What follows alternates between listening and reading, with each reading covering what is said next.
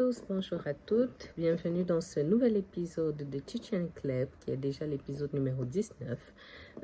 Vous êtes sur Clubs Experiences, moi je suis Claude Pouliboumbogo, une femme multipotentielle qui a fait le choix de partager avec vous sur cette chaîne YouTube du contenu en lien avec ses thèmes de prédilection qui sont donc le droit parce que je suis avocat, l'entrepreneuriat parce que je suis à la tête de 2 entreprises, la foi parce que je suis une fervente croyante, une chrétienne évangélique et que j'aime parler de ma foi et que je suis une femme de feu, une femme de foi, la mode, le luxe et le lifestyle parce que je suis aussi une épicurienne, que j'aime l'art de vivre, que j'aime les belles choses, que j'aime le luxe, que j'aime la mode et que je trouvais intéressant de partager ça ici parce que ça fait partie de ma personnalité, tout simplement.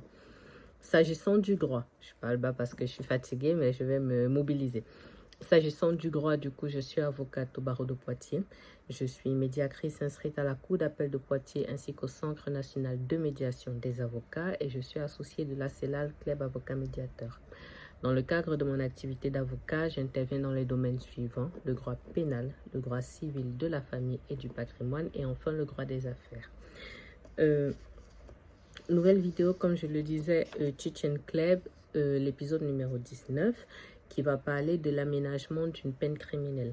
Donc, avant ça, je vais vous rappeler un petit peu le contexte de ce type de vidéo, que voilà, je rende à César ce qui est à César. Donc, le concept Chichen Club m'a été inspiré de l'apôtre Mohamed Sanogo, qui a l'habitude en fait de prier d'une certaine manière parce qu'il alterne en fait l'enseignement. Lorsqu'il fait ses prédications, il alterne en fait l'enseignement et la prière. Voilà, donc c'est un mode de prédication un petit peu particulier, un petit peu dynamique et c'est ce qui m'a inspiré en fait ce type de vidéo parce que je fais le choix d'alterner en fait comment dirais-je, en fait je prends un sujet d'actualité sur le plan national ou sur le plan international, je fais un lien avec des notions de droit et enfin je donne mon avis du coup qui est l'avis de Club. Et j'ai pour ambition du coup avec ce type de vidéo de vous proposer une vidéo tous les mercredis à 20h. Voilà, sur cette chaîne YouTube. Donc voilà le concept. Donc vous l'avez déjà vu dans l'intitulé. Là, on va rentrer dans le vif du sujet. Vous l'avez déjà vu dans l'intitulé. Donc l'aménagement d'une peine criminelle. Donc pour structurer mon propos, je fais un plan en 2 parties. Donc à titre exceptionnel, cette fois, il n'y aura pas de partie l'avis de Club, mais vous comprendrez pourquoi par la suite. Donc je vais parler uniquement des faits et je vais parler du droit et des notions juridiques. Voilà, il y aura un peu de retour d'expérience là-dedans, mais pas forcément énormément. Alors, les faits, en fait, c'est une actualité malheureusement tragique qui concerne la joggeuse de Vivonne. Donc, c'est une jeune femme de 28 ans qui était sortie un matin pour faire son jogging et qui n'est pas rentrée. Et son père, en fait, a donné l'alerte. C'était le 10 avril 2025. Il a donné l'alerte, il y a eu des battues, voilà. Donc, il y a eu des moyens qui ont été mis en œuvre pour essayer de la retrouver. Malheureusement, on a retrouvé son corps 3 semaines après. Voilà, on a retrouvé son corps 3 semaines après. À ce moment-là, on se doutait déjà que sa mort n'était pas naturelle parce que, bon là, je donne les éléments qui sont sortis dans la presse, hein. Et à toute fin utile, je précise que je ne suis pas... je ne suis pas liée de près ou de loin à ce dossier, donc je n'ai travaillé là que sur la base de ce qu'il y avait dans la presse. Voilà, je tiens à le préciser. Donc, je disais du coup qu'à ce moment-là, la luminosité me dérange. Un instant. Je disais qu'à ce moment-là, on était déjà quasiment sûr en fait que la mort n'était pas naturelle parce que il semblerait qu'elle portait une montre connectée et qu'on on a pu analyser en fait les données de la montre connectée et on savait en fait que son cœur s'était arrêté plus ou moins brusquement. Voilà. Donc, mais on n'avait pas plus d'informations dans la presse sur ce qui a pu lui arriver. Toujours est-il qu'il y a quelques jours là, au début du mois de septembre, du coup, il y a un homme qui a été interpellé. Du coup, dans la commune de Vivonne, son véhicule a été perquisitionné. On a retrouvé l'ADN de la jeune fille. Le monsieur, du coup, suite aux interrogatoires, il a été mis en examen, placé en détention provisoire, mais il a reconnu avoir porté 2 coups sans intention de donner la mort. Donc voilà où est-ce que ça en est de ce qui est dans la presse, mais le focus en fait que je veux mettre, c'est sur une particularité concernant le monsieur, parce que au moment en fait où on l'interpelle et que son nom sort dans la presse, on se rend compte en fait qu'il avait déjà un passif carcéral relativement lourd, parce qu'il avait déjà été condamné, il avait déjà eu 2 condamnations pour viol. Donc la première condamnation remonte à février 1994. Donc on dit du coup qu'il avait été condamné par la cour d'assises du Puy-de-Dôme, donc à Riom, donc pour avoir violé une femme qui faisait son jogging, pardon, en la menaçant avec une arme. Donc il avait été condamné à 12 ans de réclusion criminelle. Donc, il était sorti de prison en l'an 2000. Et ensuite, il a été condamné encore, je ne sais pas à quel moment précisément il a été condamné, mais en tout cas, le viol d'une autre jeune fille de 24 ans, cette fois, avait eu lieu en 2001. Donc, il avait suivi, en fait, chez elle et il avait agressé. Non, il avait violé et après, il avait agressé sexuellement une autre dame. Voilà. Donc là, du coup, il avait eu 30 ans de réclusion criminelle assortie d'une période de sûreté de 20 ans pour viol. Ok. En récidive et agression sexuelle. Donc, on dit là, je suis en train de vous lire un bout d'un article de presse. Hein. Donc, il était incarcéré en Corse et il est sorti en avril 2024 par rapport à il est sorti en avril 2024 grâce à un aménagement de peine et depuis, il résidait dans la Vienne. Ça, c'est ce que le procureur en fait, de la République à Poitiers a indiqué. Donc, c'est sur la partie de l'aménagement en fait que je me suis intéressée, parce qu'il y a eu des polémiques en fait autour du fait qu'il avait été libéré à un moment. Voilà, on a pu s'interroger et surtout, je n'ai pas retrouvé les thèmes là. Bon, je ne les ai pas forcément cherchés, hein, mais si je les retrouve dans le cadre du montage, je vous les mettrai là. Mais dans la presse, en fait, on a relayé le fait qu'il semblerait que lors de la dernière cour d'assises, l'avocat général, en faisant ses réquisitions, avait dit en fait que son profil est tel que il a agressé avant, il agressera encore. Voilà.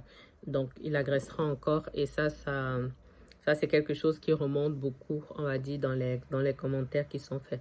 Comme je l'ai indiqué, je ne vais pas faire de commentaires stricto sensu sur le dossier et je veux parler, en fait, moi, ici, de la question des aménagements de peine. Voilà, pour vous expliquer un petit peu ce que la loi prévoit. Voilà, ce que la loi prévoit. Et je ferai à chaque fois, on va dire, des petits commentaires sur ce que moi, j'ai pu voir, moi, dans certains dossiers, sur les demandes d'aménagement de peine criminelle. Voilà, parce que c'est ça le focus, en fait. Donc, ça permet de passer au grand 2. Je ne sais même pas si j'avais annoncé le grand 1 d'ailleurs, mais en tout cas, le grand 2. Donc, le droit, les notions juridiques, on met, entre guillemets, plus retour d'expérience, mais je ne vais pas forcément rentrer dans le détail, en fait, compte tenu du caractère un peu sensible du sujet.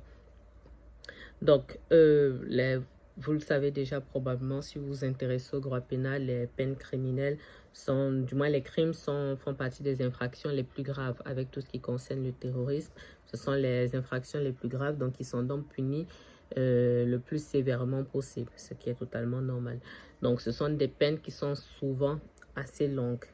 Donc, faut savoir que pour des faits de viol, la peine encourue, entre guillemets, la première fois, la peine encourue est de 15 ans de réclusion. Et maintenant, tout ce qui peut être circonstance aggravante ne fait que venir rajouter. Quand vous êtes en récidive, ça vient rajouter. Voilà, donc je crois que j'ai déjà fait une vidéo ici dans laquelle je développe un petit peu les dispositions du code pénal qui concernent le viol, code pénal et code de procédure pénale. Donc ici, comme je disais, en fait, je me concentre sur la partie de l'aménagement. Il faut savoir que l'aménagement de peine, en fait, on va dire, c'est un mode d'exécution de la peine en réalité qui est en fait prononcé, on va dire, à différents moments.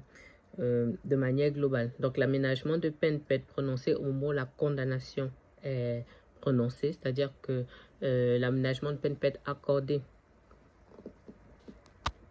L'aménagement de peine peut être accordé au moment où la condamnation est prononcée. Donc, c'est ce qu'on appelle l'aménagement ab initio.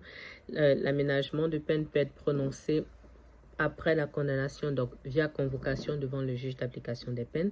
Et l'aménagement de peine peut être prononcé après qu'une partie de la peine ait été exécutée déjà en détention. Donc ça, c'est par exemple le cas où souvent dans les vlogs Ici, je vais peut-être en détention pour des audiences, on devait à la prison de Poitiers-Givonne pour des audiences juge d'application des peines. Donc, ce sont des personnes qui sont détenues et qui demandent en fait un aménagement de peine. Donc, ils sollicitent en fait que la fin de leur peine à exécuter soit en fait autrement tout simplement. Donc, maintenant, on va voir les différents types d'aménagement de peine. Donc, on peut considérer peut-être que le grand A, bon, mais même pas, parce que la première partie était trop succincte, la première sera un peu plus importante. Donc, on a différents types d'aménagement de peine. Et maintenant, je vais vous les présenter en vous disant, en fait, à chaque fois de ce que j'ai pu voir en matière criminelle, ce qui, on va dire, ce qui s'obtient pour des peines criminelles ou pas, de mon retour d'expérience. Naturellement, je n'ai pas vu... Ok. Naturellement, je n'ai pas vu tout ce qui peut se faire, donc je ne peux que témoigner sur la base de mon expérience. Étant précisé qu'en tout état de cause, lorsque un juge de l'application des peines intervient, si vous voulez, il travaille sur la base d'un dossier. Il travaille sur la base d'un dossier complet qui reprend en fait tout votre passif. Donc, on voit en fait votre casier judiciaire, on voit votre comportement en détention, on étudie un projet. Donc, c'est vraiment en fait, on a l'avis du parquet, on a l'avis du SPIP, on a l'avis du centre de détention, on a l'avis de l'administration pénitentiaire. Et pour les faits de nature criminelle, il y a normalement une expertise psychologique ou psychiatrique d'ailleurs. Je crois que c'est psychologique qui est faite en amont pour pouvoir en fait dire comment vous allez aujourd'hui par rapport en fait au moment où vous aviez été expertisé les précédentes fois, on va dire ça comme ça. C'est-à-dire que si par exemple vous avez été condamné il y a 20 ans ou il y a 10 ans pour des faits de nature criminelle, peu importe les faits, dès lors que c'est de nature criminelle et que vous sollicitez en fait un aménagement de peine quel qu'il soit aujourd'hui, vous allez voir en fait un professionnel qui va pouvoir dire aujourd'hui quel est votre positionnement, quelle est votre dangerosité, quelle est l'évolution, ainsi de suite. Ça ne veut pas dire qu'il ne peut pas y avoir de loupés ou des choses qui sont mal appréciées dans un sens ou dans un autre. Je vous explique juste comment ça se passe. Donc, premier mode d'aménagement de peine, donc c'est la détention à domicile sous surveillance électronique, la DDSE. C'est ce qu'on appelle communément le bracelet électronique. Donc, vous êtes condamné à une peine d'emprisonnement. On décide en fait de l'aménager sous forme de bracelet. Ça, c'est possible en aménagement ab initio, mais c'est aussi possible au moment de la convocation devant le juge d'application des peines. C'est enfin aussi possible lorsque vous êtes détenu. Donc, lorsque vous avez la chance de bénéficier du coup d'une détention à domicile sous surveillance électronique, on vérifie naturellement que le domicile est éligible puisqu'il faut que le dispositif en fait soit connecté et permette qu'on puisse vous localiser tout simplement. Vous pouvez avoir en fait, donc vous êtes astreint à rester en fait au domicile, c'est ça le concept, on va dire ça comme ça, au domicile qui a été validé, mais vous pouvez sortir en fait à certaines heures qui sont définies par le juge et pour des raisons précises. Donc ça va concerner tout ce qui concerne l'exercice d'une activité professionnelle, une recherche d'emploi ou un projet d'insertion ou de réinsertion. Ça va concerner tout ce qui est suivi d'un enseignement, d'un stage ou d'une formation, suivi d'un traitement médical ou encore participation à la vie de famille. Voilà. Donc, s'agissant des dossiers criminels, oui, ça peut arriver que vous puissiez bénéficier d'une détention à domicile sous surveillance électronique.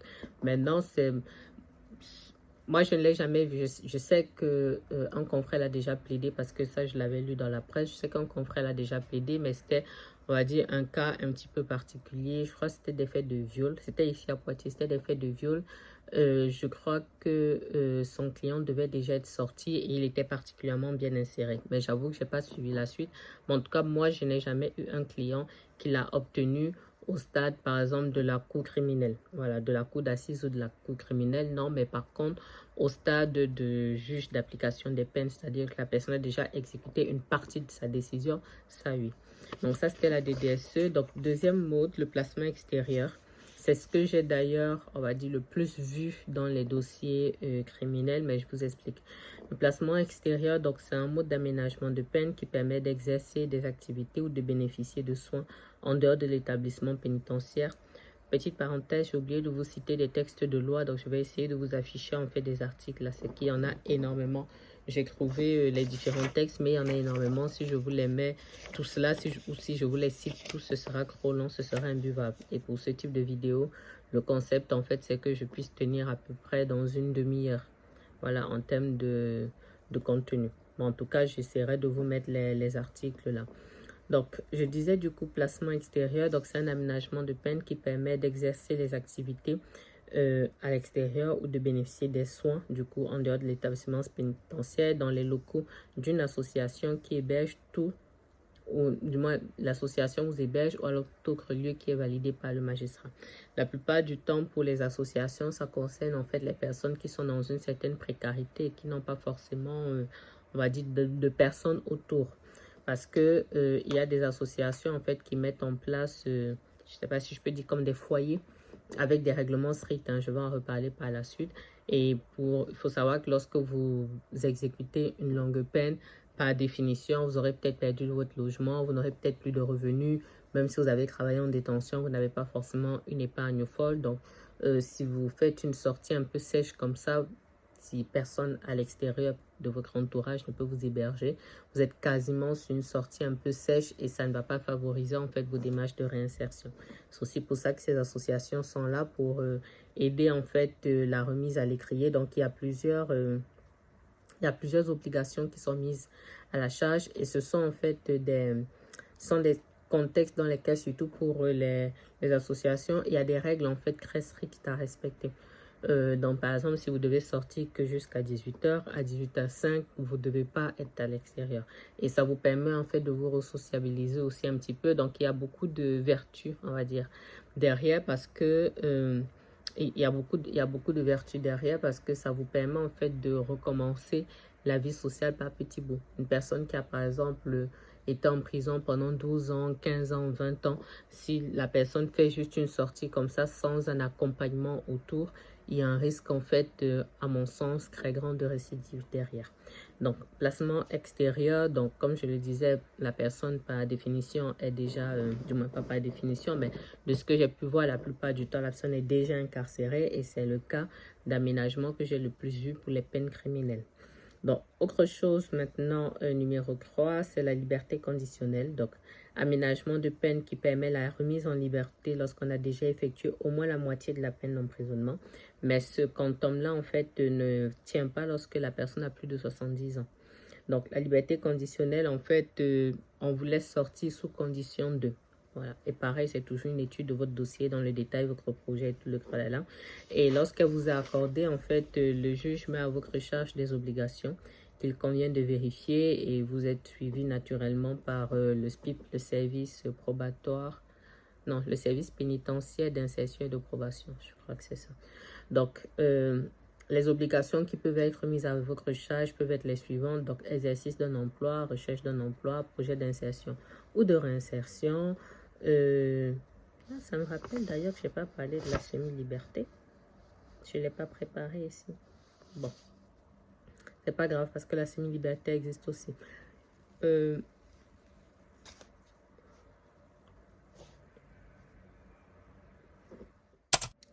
Alors, ça s'était coupé, je ne sais pas à quel niveau, donc je vais juste avancer parce que je suis trop fatiguée.